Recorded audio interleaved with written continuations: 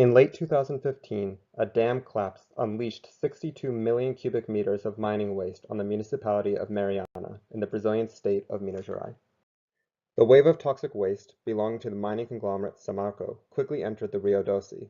The river overflowed its banks, devastated the nearby city of Bento Rodrigues, and ultimately drained into the Atlantic Ocean. The damage inflicted is difficult to fully comprehend. For the people of for the fish of the Rio Doce, the timing of the disaster during their spawning season led to potential legal action against Samarco and its joint parent companies, the Australian BHP Billiton. Throughout 2017 and 2018, I conducted ethnographic research in Minas Gerais at the Fundação Estadual do Meio Ambiente, the State Foundation for the Environment, referred to by its acronym FEAM. Part of the Secretary of the Environment, FEAM provides technical advice for environmental regulators and develops plans and studies for a wide variety of environmental concerns, including the restoration efforts along the Rio Doce. In particular, I worked with members of the State Task Force for Energy and Climate Change as they developed guidance for the state's Secretary of the Environment regarding growing challenges of climate change. Minas Gerais has already begun to painfully learn a lesson that will eventually arrive for the rest of the planet. Global climate change will severely increase both the frequency and severity of natural disasters. The Mariana Dam collapse merely offers a particularly abrupt addition to the other environmental disasters unfolding in the region. Minas Gerais has been in the midst of a devastating drought since 2014, now approaching what some government workers called crisis levels. The failure of farms, particularly in the less industrialized northern regions of the state, have led to large-scale migrations into Belo Horizonte, the state capital, where social services are now being strained to accommodate. Disaster response is now one of the state's most urgent priorities. It is not immediately obvious why the Office of Climate Change would be responsible for cleaning up a mining company's failure. Other sections of FEAM that address industrial waste might perhaps be more appropriate. Furthermore, the very fact that the Secretary of the Environment was tasked with this, rather than the mining company itself or the Federation of Industries it belongs to, reflects a lack of institutional power directed towards holding the perpetrators of the damage accountable. It is not inevitable that the disaster be handed over to the Secretary of the Environment. Homicide charges filed in 2016 against the executives of Samarco and its parent companies could have signaled a shift towards thinking about the disasters primarily as a humanitarian crisis, or the responsibility of the industrial organizations.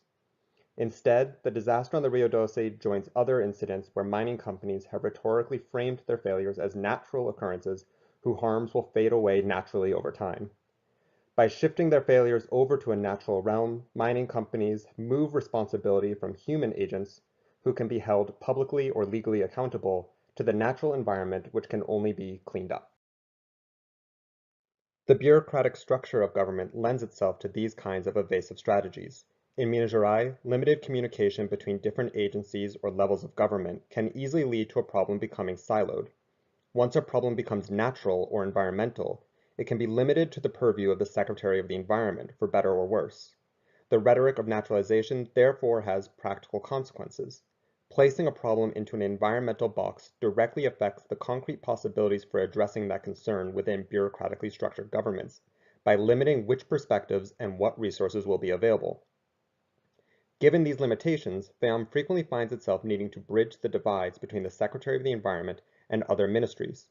The Office of Climate Change has thus taken the Mariana disaster as an opening to develop collaborative methodologies for addressing future disasters. In particular, they have been focusing on a technique called ecosystem-based disaster risk reduction, or Eco-DRR for short. To use a brief standard definition, Eco-DRR is the sustainable management, conservation, and restoration of ecosystems to reduce disaster risk, with the aim of achieving sustainable and resilient development. In other words, Eco-DRR uses natural processes or objects in order to alleviate disasters. Eco-DRR is one example of so-called green infrastructure, building projects that rely on a combination of ecological and artificial materials. For example, Eco-DRR projects that have been piloted in Ghana, where mangroves planted and maintained along the coast stabilize the shoreline and defend the biodiversity of coastal ecosystems. In the case of the Rio Doce, FEAM has been working with municipalities to plant local grasses along the banks of the river. Quick growing and sturdy, the roots of these plants help to secure the riverbank to prevent future erosion and to remove toxins from the water. Furthermore, properly managed ecosystems may be able to reduce the need for extensive maintenance typically associated with gray infrastructure projects like concrete levees. For now, these projects are still being trialed by municipalities, and results from these tests are still forthcoming. Nonetheless, Eco-DRR has been one of the greatest sources of optimism for analysts at FAOM based on the success of similar projects abroad. Simultaneously, Eco-DRR presents an opportunity for the Office of Climate Change to accomplish goals it has maintained for years. Ecosystem restoration, especially reforestation in Minas Gerais' southeastern tropical Mata Atlântica, has long been a promising means for mitigating climate change by sequestering greenhouse gases and reducing emissions. In a series of academic papers, members of FAOM have promoted a variety of means to restore these ecosystems with limited success. These presentations also touted the economic benefits of ecosystem management employment through the vernacular of a green economy. The scientific and economic presentations were meant to gain support from different sections of the Minas Gerais government, such as the governor, but their success was always partial and restricted due to competing claims for greater industrial development. By turning ecosystem restoration towards disaster response and preparedness, FAOM has been able to bridge one of the bureaucratic divides and work alongside the Department of Civil Defense, a section of the military cabinet, charged with supporting the state in reducing disaster vulnerabilities and creating a culture of preparedness. Civil defense has been increasingly turning their attention to natural disasters, especially following the recommendations of the 2015 United Nations Sendai Framework for Disaster Risk Reduction. Due to the rising rates of floods and droughts in Minas Gerais, civil defense has been forced to realize that building a culture of preparedness means confronting natural disasters and, by extension, global climate change. Eco-DRR, by providing a means to address disasters through ecosystem restoration, therefore serves as a bridge across a bureaucratic divide between the Secretary of the Environment and the military cabinet. Broadly speaking, this conforms to theories about hybrids, objects that span the gap between natural and artificial or cultural elements. Since the 1990s, when Bruno Latour's We Have Never Been Modern and Donna Haraway's Cyborg Manifesto called for greater attentiveness to hybrids, science and technology studies has been full of examples of entities which move between the natural and artificial worlds, such as pollution, the human microbiome, foraging, and massive infrastructure projects. Eco-DRR could be seen as yet another example, blending modernist top-down planning with plants and waterways in order to support both ecological resilience and human security. It is also worth noting that, insofar as nature is construed as something distinct from humanity, this division has been incorporated into the bureaucratic structure of states through the creation of a separate Secretary of the Environment. Rigidly defined boundaries between government ministries reify the conceptual lines between nature and culture. The hybridity of climate change, natural disasters, and Eco-DRR disrupt not only those conceptual splits, but also the practical gap between the government analysts tasked with environmental projects and those concerned with more humanistic affairs. Other examples of hybrids in the discussion of Eco-DRR abound. In interviews with members of FAOM and civil defense, Eco-DRR was frequently presented as a means for reducing vulnerability to disasters. In conceptual notes and internal documents about disasters, FAOM defined vulnerability not merely by the existence of hazards like floods, but also the history, infrastructure, and practices of the populations exposed to those hazards. In other words, if a tree falls in a forest and there is no one there for it to fall on, according to this view, there can be no disaster. The operating definition of vulnerability and the paradigms of disaster risk reduction more generally have both shifted over the last 20 years to highlight not only the presence of hazards, but also the means of mitigating risks and adapting to the effects of events. By doing so, the complexity of human environmental systems has become a key element of disaster management, providing for a shared set of terms with partners in civil defense. Hybridity is therefore a useful concept for understanding the ways that Eco-DRR is discussed within the government of Minas Gerais, but is this picture complete? What gets left out by treating Eco-DRR as a hybrid? While Latour and Haraway's attention to hybrids and cyborgs has pushed science and technology studies to question the strict division between nature and culture and look for moments where the two start to blend together, the idea of hybrids maintains that nature and culture are distinct, even if they can be mixed together. As anthropologist Eduardo Cohn observes, the hyphen in Latour's term nature cultures smuggles in the conceptual division between the two component parts. Even if more and more hybrids are to be found today, nature remains a relatively fixed concept operating in the background of this framework. Hybrids are still analyzed by identifying their natural and artificial components. If this is the case, how well can hybridity explain a situation where nature itself seems to be escaping human understanding? The contemporary environment is not the same as the one that has existed for almost all of human history. Geologists, historians, and other observers have begun to use the term Anthropocene to describe our current ecological conditions, where humanity has become, in one sense or another, one of the primary forces acting on the environment, although some scholars challenge this description as unfairly general. There has also been wide-ranging debates on when exactly the Anthropocene may have begun, with estimates ranging from the invention of agriculture around 12,000 years ago to the Industrial Revolution in the 18th century. Regardless of how one feels about the term, we must acknowledge that the Holocene, the relatively stable climatic period which includes almost all of human history, is over. Humanity has never experienced an environment like the one we are starting to witness today. Climate change comes as a shock to efforts to predict the ecosystem and render it manageable. As FEAM's projections of natural disasters make abundantly clear for Minas Gerais, expecting the environment to remain predictable will be increasingly foolish in the coming years. So why is Eco-DRR, an ecosystem management project, such a high priority? For the remainder of this presentation, I would like to suggest that Eco-DRR offers a unique way of working with environmental uncertainty.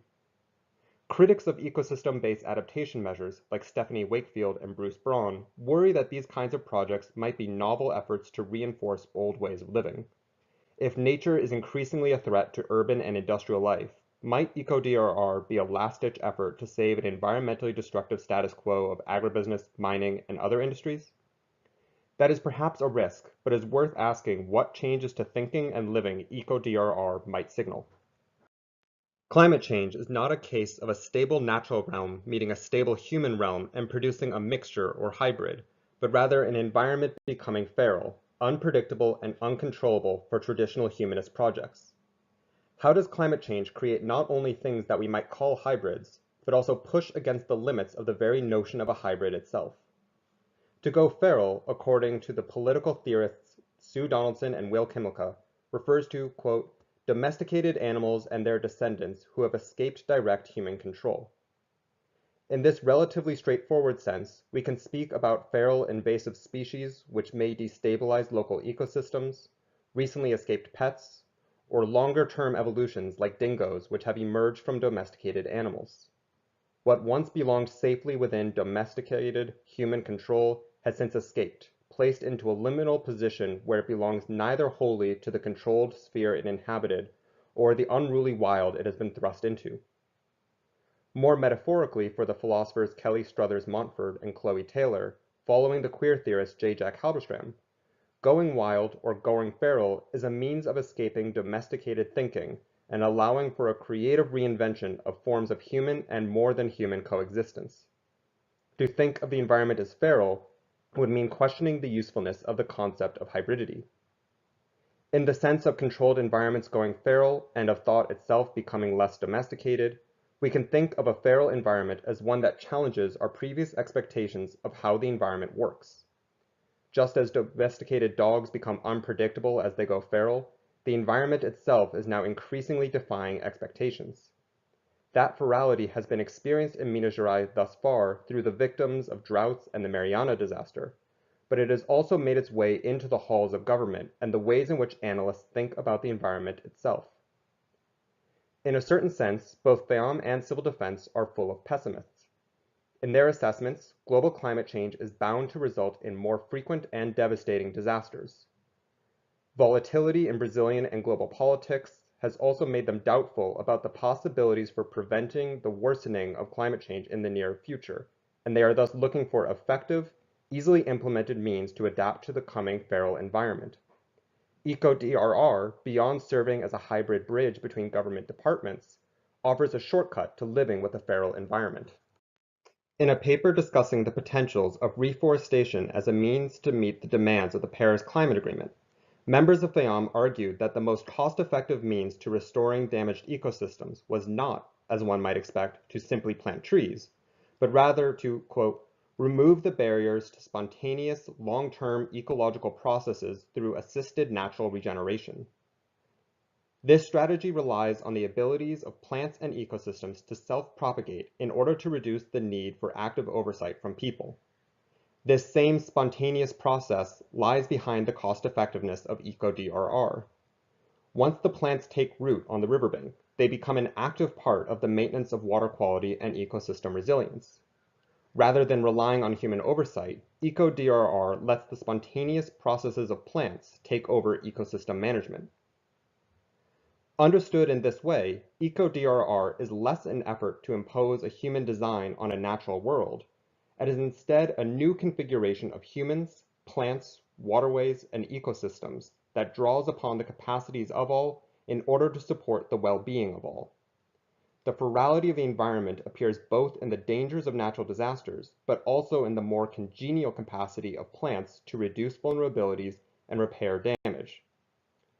The use of Eco-DRR as a response to feral disasters shows that new modes of interaction with ecosystems are possible beyond the binary divide of nature and culture or their mixture in hybrids. Thanks everyone for watching. I look forward to the discussion. Feel free to get in touch via email.